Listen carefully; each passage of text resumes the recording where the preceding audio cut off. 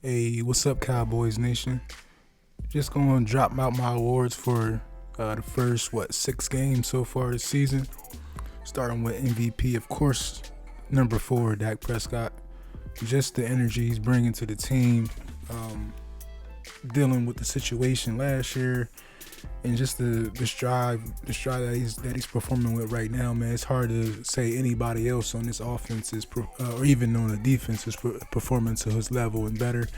And just the ability to get everyone motivated, especially after down drives, drop passes, penalties, things of that nature, and he still got everyone focused, gearing up on the next play. Something that you just can't do, and it just can't be unannounced. Like, you have to account for what he brings off the field and mentally as well. Offensive Player of the Year so far, I'm going with Zach Martin. Now, a lot of us want to look at Still and say how well Still is doing and how well he's playing based off of his performance last year. A lot of that comes from Zach Martin. When you got one of the best guards in the league, it makes up for any mistake that Still might have, and he's able to, get him looking for blitz switches, gadget plays, things of that nature. I'm pretty sure they communicate on a daily basis, weekly basis, just to make sure they're both on the same page so they don't have too many mistakes. So shout out to Zach Martin, man. I'm pretty sure what he's doing goes unnoticed as well. For defense, man, everyone knows it's Diggs.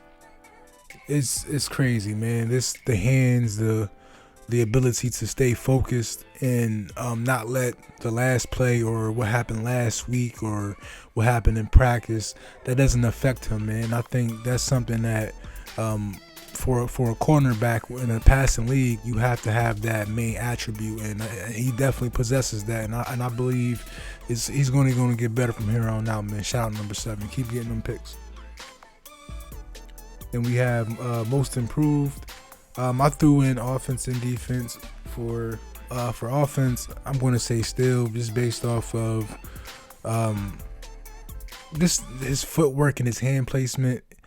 He wasn't like it took him a while to get his feet ready to get those blocks, and I think now it's a smoother transition from being lined up to getting ready to set and still, and he's not a person that's easily moved or easily pushed off these blocks now. And I think that's something that he worked on very well in the preseason with the coaches, and sometimes maybe even La'el Collins, just to help him get him right, man. And I think his ceiling, man, is definitely way higher now based off of what we seen last year. It's only going to get better for Still, man. Shout out to him. Then, of course, for defense, it's going to be Diggs as well. The crazy thing about it is that Diggs had a lot of drop passes last year, so I think he would have had the same amount of interceptions, if not more. He had a lot of drop passes, and I think it's just more about being focused. He was a rookie. He didn't have any training camp. He didn't have preseason, so I think the first couple of those games, a lot of those attempts, a lot of that was his first NFL action period. So I think he was just transitioning into that role. And anybody that's a rookie and they're coming in and they're going against number 1 receivers, like already the transition from college to NFL when you play the quarterback position, that's already one of the hardest transitions. And then you throw in no preseason, no mini camp, nothing like that, and then you're going against number 1 receivers. And a lot of people will be down on Diggs saying last year he was getting burnt. Like, what y'all, like, if you go do your job right now, like what he was doing last year, that's like your second day at your job and you're doing better than, or they're putting you on like the whatever you're doing, but they're comparing you to people that have been doing that for years. You're going to feel like, it's not fair. It's, so I think that's just something you got to look at. These guys are pros, but a lot of them don't go through what pros go through. especially like your rookie year. You're going to have your bumps and your hurdles and things like that. But I think even last year he proved a lot of people that he was going to keep fighting and he wasn't going to give up on these plays. And then of course Gregory, man, it's hard to say anything bad about him based off of the simple fact this guy. It seems like every percentage. It's like mostly every play. It seems like he can be getting held, and it's like, you know, they can't call every single hold, but just his tenacity, man. And it's like he's adding moves. At first, when we first seen Gregory, it seemed like he was like a finesse or a speed rusher. Now he's a power. He can use power moves on you, and he can bull rush and get to the quarterback. He doesn't have to, you know, depend on finesse anymore. And that's something he had to work on in the preseason. He got strong enough, and now he's doing both speed rush and bull rush, man. Shout out to Gregory, man. He's a beast. And then we have the biggest disappointment so far on offense and defense. It's kind of hard, you know, to really pick something on offense based on like the fact that a lot of guys are performing at a high level.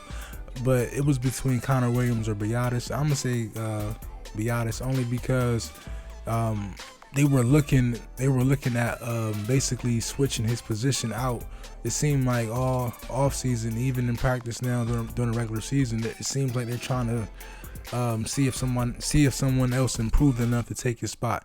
And I think we may even see Connor McGovern playing center after the bye, man. But I don't think I'm not down on Biadasz, but if there was someone to say disappointed me, it would be him. But it doesn't mean, you know, his ceiling can't improve, or he can't improve now going into next year, man. We're gonna get him right, but you see how much still improve. So I'm gonna be a little reluctant to give up on Biadasz. And then for defense, I would either say Anthony Brown or LVE.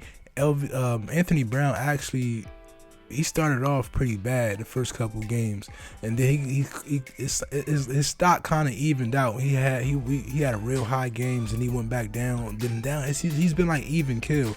He gave up a big pass against the Patriots, but I feel like Anthony Brown, man, he's not as bad as we thought. You know what I mean? I feel like even though he's a rookie, he's not a rookie. A lot of us pretty much want him to be the best among the corners, because you would expect that. He's starting on the outside, on the out boundary, and he's getting paid. He got a contract, so you would think he would be the best. He's not the best, so I think that's why a lot of people want to move on from him.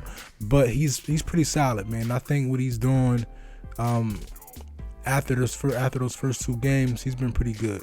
And then LVE, it just looks like, for the scheme and the plays that are being called, it doesn't look like his talent fits this scheme. So there might be some games where he looks out of place, or he's reacting a little late, or he's not getting the right assignments and things of that nature. I just think, man, just based off of what he's good at, his strengths no longer fit the mold and what they're asking for on a defense side of the ball, man. I think that's why he's, you know, looking the way he looks sometimes on defense. But I don't think he's a bad player. I just think he's just out of fit. And then, of course, rookie of the year for defense, of course, Micah Parsons, man. This once we see him make plays at linebacker and then drop down, put his one hand in the ground and rush as an end, and still make plays against solid tackles. I'm not going to say he's better than any other end on our team. I'll let his hard work and the way he improves figure that out, because I like when Lawrence comes back, I still want Lawrence at the end, and I'm thinking Lawrence and Gregory should always be at the end unless they're rotating off of their stamina issues and things of that nature.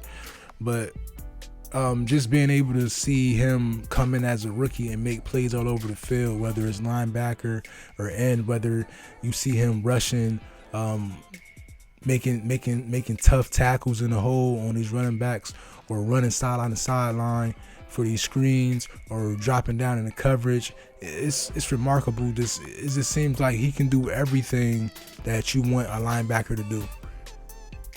And I think he's only going to get better, man. They're going to keep molding him. This is his first time playing football in over a year. You know what I mean? He didn't play last year at Penn State, and this year he came in. He had the benefit of the doubt because he was able to go through training camp and preseason, things of that nature. And even in preseason, we seen how hungry he was. He didn't want to play one or two snaps. One or two series. He wanted to keep playing the whole game. And you see it now. He like if you listen to him in his press conferences, he's very hard on himself, man. And I like that when you can be like, oh man, I'm getting better and I'm still a rookie. He's not. You don't hear none of that stuff. You hear, I didn't do as well as I wanted, and that's something that you want to see in your first round pick heading into the future, man. So these are my midseason awards for the Cowboys. Whoever you disagree with, if you like a different player in place of a player I listed, that's fine. Go ahead and put them in the comments, man. Thank y'all for tuning in. Peace.